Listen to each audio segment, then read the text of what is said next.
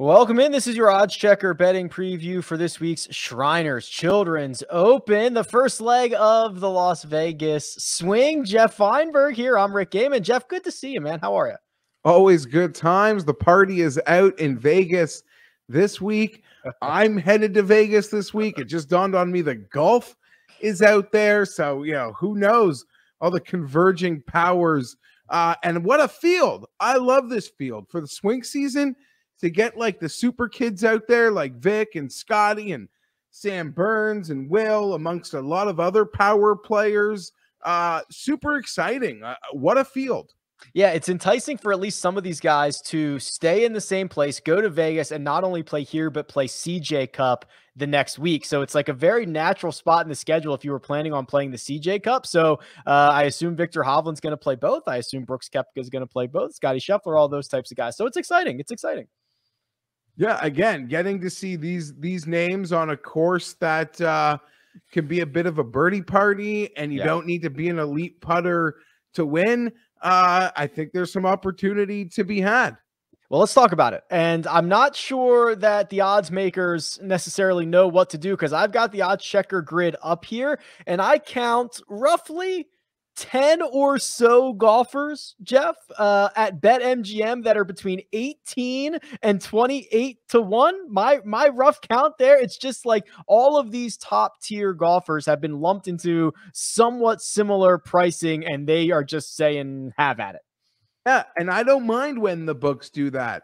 There's some books like Bet365 when checking that grid where, your favorite is 20 to 1. Yes. And that's fun. That makes even, we just came off a week where Sam Burns cashed as the chalk, Rick, but under 30 to 1, definitely a lot of options.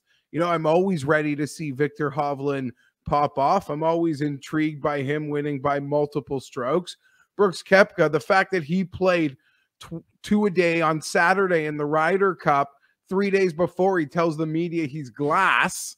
So I think that just means he's healthy in a blowout if he went 2 a days, Rick. Scotty Scheffler, the best player in the world, probably without a win right now. He's ready to pop. But for me, my eyes have gone to Hideki Matsuyama, Rick. Okay. Continues to play really well. Really strong effort at the Fortune. I'm going to just call it the Fortunate, that's fine. Not the Fortnite, but the Strong Sunday, 3rd overall tee to green, an event that's rewarded guys finishing almost consistently in the 30s with the putter, for the field. That makes me really intrigued by Hideki at 28 to 1. 28 to 1 at BetMGM, Bet365, kind of across the industry is where you're going to find Hideki Matsuyama. I'm with you. Viktor Hovland always has my eyes. I don't think I need to dive too much into that, but I also like someone at 28 to 1, and I'm considering Webb Simpson. We often talk about Webb Simpson's course history, Jeff. We talk about it at Harbor Town. We talk about it maybe at Waste Management. We give Cantlay the nod here at Shriners. We give Kevin Na the nod here at Shriners. But Webb Simpson's been phenomenal at TPC Summerlin in his career, and just no one ever talks about it. Yeah, that's totally fair. Webb's another guy I'm looking at. I mean, based on last week, I didn't think I had a bet under 50 to 1, which I guess, in the end backfired, because I know you were speaking glowingly about Sam Burns. But this is the type of event, Rick, where I could just make this card like 25 to 50 to 1, bet 4 or 5 guys and be really excited about it. Webb is absolutely one of those guys. I'll just say I would rather bet Hideki than Webb for how better a year Hideki just came off of, how consistent he has been. And, he's a desert golf specialist. He's on a greens that work for him. I would lean for Decky, but yeah, a lot of love for Webb this week, and at 28 to 1 in this field, I can't argue against it. Yeah, it was a weird year for Webb. Interested to see how he kind of bounces back this time around. You start to enter the 30s, and there's some interesting names and options here. There's one I've circled. I've put a gold star. I'll save that for just a second. But Harris English, Sung Jae Im, Corey Connors, they lead off this kind of 30 to 1 range. And then the 40s will get you to Patrick Reed, Paul Casey, and Siwoo Kim before we enter the 50 to 1. Is there any action to be had here? Because I've got a name for you, Jeff. Yeah, stepping in front of the of the 50 to ones for a bit. There are a couple guys on that grid at 40 to 1 that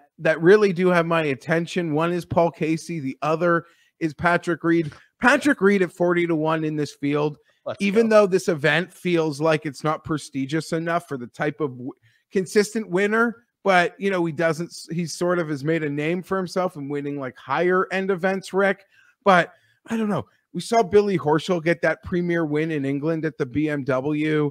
Sam Burns comes with the win. You're liking Webb Simpson. If there's like a Ryder Cup narrative snub list of maybe just betting Webb and Patrick Reed this week, I could do it. I could be talked into it. Patrick Reed at 40 to 1 off a snub, I feel like is somewhere I want to be. And Paul Casey is just too good for a number like this. I don't usually get into the narrative game, but Patrick Reed might just burn this course to the ground. Thank you. Like, it's just, come on. Like, I'm sure he's stewed watching that Ryder Cup for 3 days, thinking how he should have been out there. He's ready to rock and roll. They're hanging a 40 on him, and there is nobody with the win equity that Patrick Reed has in this range. I mean, I just think he might just come out and light this thing on fire. Yeah, I mean, you said it the best. It's win equity. It's an outright bet. If we get burned and he misses the cut, I don't know. I bet guys that miss the cut all the time. It's almost like I'm still kicking at myself for ignoring the Homa lights a couple weeks ago. It's just win equity. There's win equity. There are some great players here, but there are currently no like top 5 players in the world here. Patrick Reed, win equity with something to prove. I can so easily be a part of this narrative. I don't think there's a way that I'm not. And if it goes wrong, I'm willing to accept it. But I'll take a shot at something like this probably every time life and golf give it to us. And it also helps that you don't have to be long here. I mean, it's just like he's not going to be overpowered by TPC Summerlin. Keep it out of the desert and you're in fine shape. Let's go back to the grid. Let's pull up the odds checker grid here and enter the 50s. This is Adam Scott, Cameron Tringale, EVR, Jason Kokrak. Then you get a couple of those youngsters, Joaquin Niemann and Matthew Wolff. Kind of surprising to see those two guys both at 50 to 1. I don't know what that says about the state of either one of their games. I just think it's noteworthy how far we've come in the last year that Joaquin Niemann, Matthew Wolff both hang in 50s. And then you start to get to some interesting names here. I'll throw in McNeely and Brian Harmon and Charlie Hoffman. Those three, I'm lukewarm to. Is there anything worth pulling the trigger on here, Geoff? Yeah, I will say a guy like Joaquin Niemann at 50 to 1 has my attention. Okay. You just blindly thinking about the numbers that I bet him, the events I try to will a victory out of him, the fields, the competition. This one does work for me. I mean, I'm seeing Mito as high as 66, but I'm seeing books that I use regularly, Rick, with him and Mito both at 50. Yeah. And just like, okay, I like Mito. He's really cool and fun. And we acknowledge he has win equity, but this is Joaquin Niemann. Like, he's been playing on the PGA Tour since he was 19. I'm sure if he was out on Corn Ferry, he'd be rolling through everybody too. So I'm seeing a level of disrespect with Niemann. You could probably argue there's disrespect being put on other guys' names here, but Joaquin Niemann's the one I'd like to give my money. I tend to agree. I probably won't bet any of those, but I think that is the one place I would go. Jason Kokrak is, I don't know. I scratch my head on Jason Kokrak. He's played here a lot. He hasn't played particularly well, but we've seen him get hot with the putter. He's won in Vegas before. It was Shadow Creek. He plays out here a lot. I don't know what to do with him. That's the other guy that I kind of have underlined in that range. Yeah, absolutely. I've been thought about him as well. His game has been, his tee to green game has been quite dominant. Are we not a week away from where he won last year, also in Vegas? So, maybe he pops a week early where people will be excited to get on him next week, and probably a stronger field and a very similar betting number. Yeah, that's probably true. As we go down further than this, we've already talked about a lot of names that we think have win equity, and the books are just kind of giving us anything we want 20 to 1 or longer. when you start to get to the triple digits, how many of these guys are actually going to end up making your card? Or are you just going to kind of stick to what you mentioned earlier, kind of a top heavy little short card and be very excited about it? Yeah, I am quite excited about like the 3 or 4 bets I can make from 25 to 50 to 1, even if I want to stomach Victor or Scotty swallowing a few other points. Going over 100 to 1, it's just these wily veterans, though. Like, I'm sure, through the week, Rick, I'll read enough, I'll take in enough content, yours, other people's. There'll be some of these young guns that I'll fall in love with. But right now, in terms of like the really triple digit numbers, it's guys like Francesco Molinari, 150 to 1. Maybe I'm stealing that Ryder Cup narrative from a European sense, but there's some big numbers on some veterans that I could be tempted to trust. And Molinari at 150 would lead that way for me right now. Could you find a bet on Ricky Fowler at 125 to 1? Yeah, I could. I knew that would come up. I'm too much of a Ricky fan. He plays well here consistently. It's 100 to 1. Like, the peace of mind. The one thing now, when players you like really do fall off the radar, it's almost easier to keep backing them because it costs way less money. Right. Like having to bet Ricky at 18 and 25 to 1 at a lower field event, like that gets expensive. But it's a lot of 100 to 1, 120 to 1 Ricky losses. I don't want to say before I notice it, but yeah, so I'll probably be invested at Ricky at 100 to 1. Maybe this could be a place that we get some life and a spark plug. And there were some moments late, right? A couple quality back-to-back days. Couldn't string 4 together though.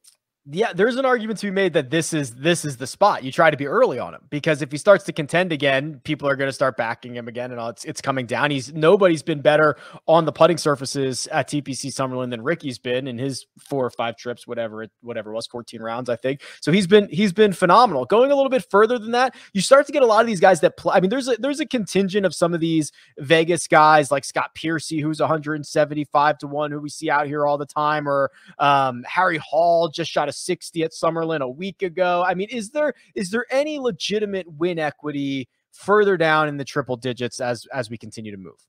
I'm not saying there isn't, but I'm just too attracted to the names that I can bet shorter that are probably going to have my money. I will say, as you sort of look into the history of this event and the past winners, a lot of, great ball strikers who struggle with the putter at times have found their way to the winner's circle. So it does give you confidence in wanting to, to bet a guy.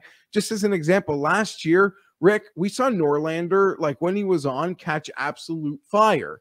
So maybe he's a guy we should want to invest, maybe if not the outright in something else. If he's a form player, if he's catching fire, that's something I could probably want to invest in.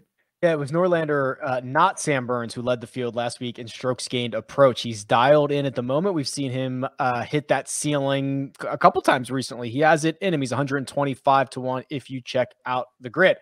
All right, Geoff. I think that'll do it, buddy. This is exciting times. The football's in full swing. Golf's getting good again. This is a very good time to be a sports bettor, my friend.